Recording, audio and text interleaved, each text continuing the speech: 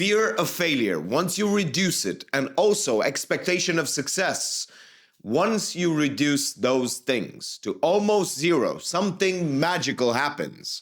You start to do things without thinking, without really needing to double check yourself, without really needing to think, oh, am I going to succeed in this? What's this going to tell about me? No, you're going to start doing things no matter what. And you're going to try to do things, try to have success without the fear of failure. And even if it doesn't happen, you learn something. Even if you don't end up doing that specific thing, nothing will be lost.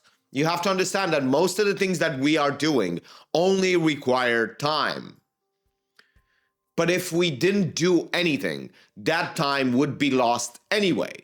So what are we actually losing? Because time goes on no matter what you do. If you spend it doing nothing, it's going to go on forever. If you spend it doing something, at least you have the chance of getting something back or just gaining some experience. Just trying to do more things will actually make you more successful. I know it sounds logical and easy to comprehend, but most people believe the opposite. They believe that the less they do, the more they will get. The law, the backwards law. That's stupid. It is absolutely preposterous to think that the less you do, the more you get. No, it is just the pendulum of effort versus reward. You see, we always underestimate how much effort it takes. That's because we haven't put in enough effort to really estimate exactly how much effort it takes. And the point is that the more you do things, what used to take me 1.5 years to make my first course ever, it took me 1.5 years from the time I decided to the time I posted it, 1.5 years. Not of continuous working, but of course, a lot of work. And now it takes me 2 hours to make the same exact course from 1.5 years to 2 hours in 6 years. So you have to understand that the more effort you put in, the easier things get. You get much more efficient, much more proficient, and you get to just develop your skills tremendously. So you don't have to worry about the production side. You just have to worry about all the other things. You have to understand that that's what effort gets you. You get to be so much more productive, so much better than you were just a few years ago. Immensely better, just impossibly better. You have to understand what efficiency means when you go from 1.5 years to then the second one took me 2 weeks. And then the last one I posted took me 2 hours. So you have to understand how you just cut down all of those times. So understand that that's what effort gets you, even if you fail. Because I failed for 1.5 years at making a course. I tried to make 12 of them. And I couldn't get myself to finish them until one day I did. So that's why it took 1.5 years. I had to learn so much. I had to put in so much effort. And you know what? It made $37 in the first month. Is it worth it? No, of course it's not worth it. But I saw the vision. I saw the fact that it's $37 a month. And if I can cut down that time, now that I understand how to do it, and I did, the next one took me 2 weeks. It didn't make as much because it wasn't as great, or it didn't perform as well because it wasn't the same subject. But then I started to implement more and more strategies to just whittle that time down, where now I can make a course that's making about $30 a month in just 2 hours. That's the point of efficiency. That's the point of trying. That's the point of putting in effort. Effort is always biggest in the beginning. At the beginning of everything, no matter what it is, if you're learning how to drive, if you're learning how to paint, how to write, everything that you do, anything that you do, the biggest effort is in the beginning. It's the hardest period of that journey. It's always the beginning.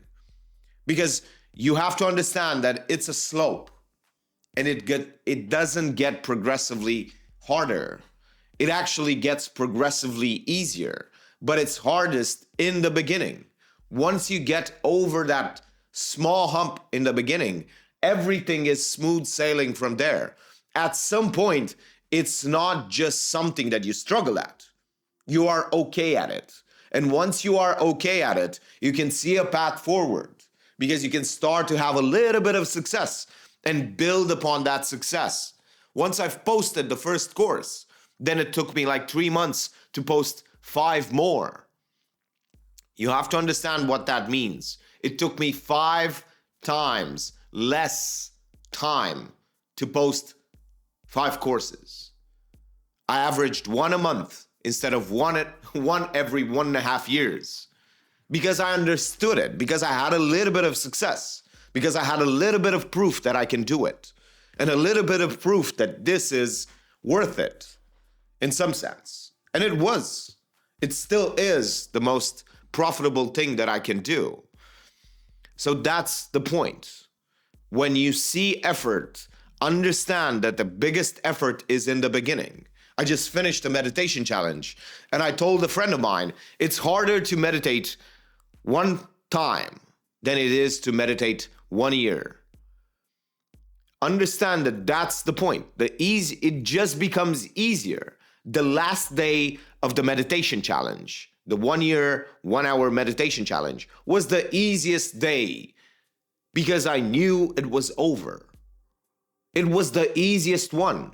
But the first one was the hardest. The second one was the second hardest, and so on and so forth. And it just whittles down until about day 40, day 50, when it's just another day. It's just another day. You just want to get to that point where it's just another day.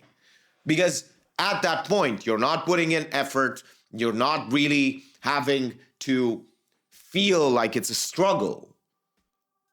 50 days, it's all it takes, but you have to really put in as much effort as you can for those 50 days. And then it's about smooth sailing. Of course, some things might differ, but you have to understand that you have to precisely go for the things that are hard in that skill. Because if you see a roadblock and you just avoid it, and then when you see it, you avoid it again, you just build this pattern in your behavior of avoiding that thing.